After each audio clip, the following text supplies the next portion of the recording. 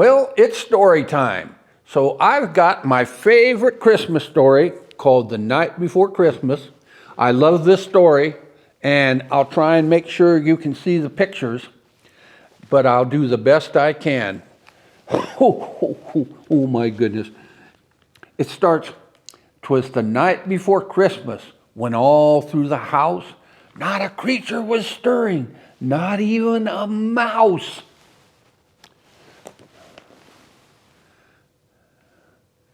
Everything's quiet in there. Shh. The stockings were hung by the chimney with care in hope that St. Nicholas soon would be there.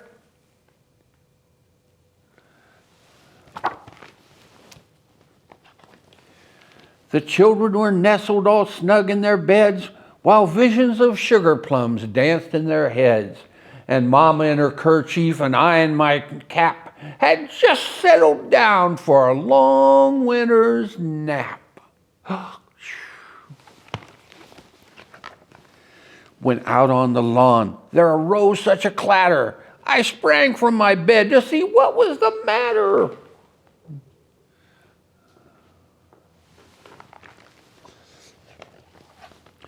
Away to the window I flew like a flash. I tore open the shutters and I threw up the trash.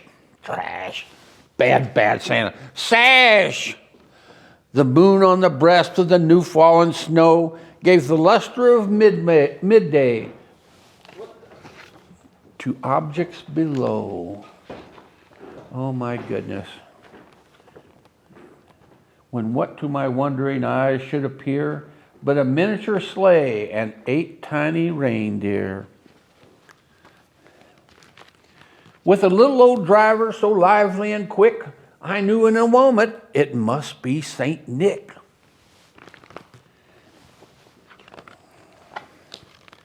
More rapid than eagles, their coursers they came, and he whistled and he shouted and he called them by name. Now Dasher, now Dancer, now Prancer and Vixen, on Comet, on Cupid, on Donner and Blitzen. Wow. They sure have long horns, don't they? Yeah. On the top of the porch, to the top of the wall, now dash away, dash away, dash away all. And dry leaves that before the wild hurricane fly, when they met with an obstacle, mount to the sky. That's an old English thing. That means they went up in the air.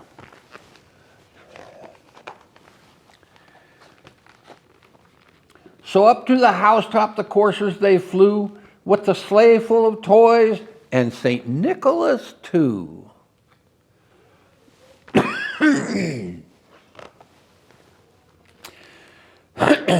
And then in a twinkling I heard on the roof the prancing and pawing of each little hoof.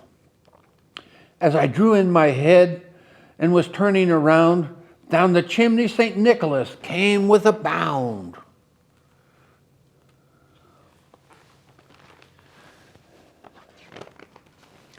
He was dressed all in fur from his head to his foot, and his clothes were all tarnished with ashes and soot.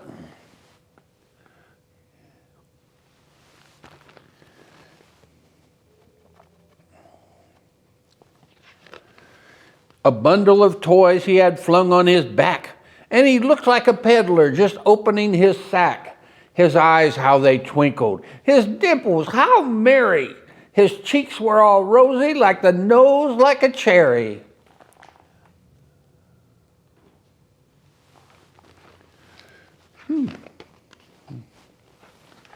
His droll little mouth was drawn up like a bow, and the beard on his chin was as white as the snow.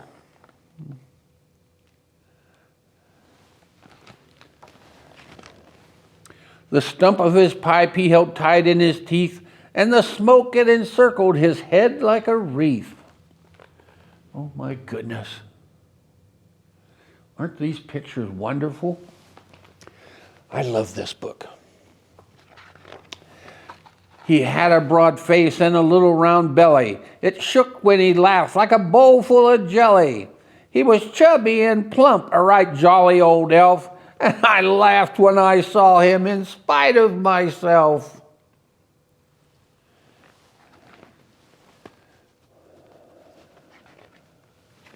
A wink of his eye and a twist of his head soon gave me to know I had nothing to dread. Hey, that looks like me. Huh.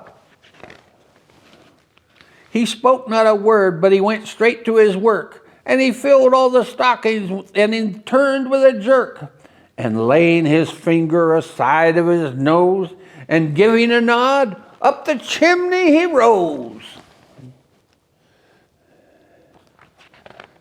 Well, if you go down the chimney, you got to go back up. He sprang to his sleigh, to his team gave a whistle, and away they all flew like the down of a thistle.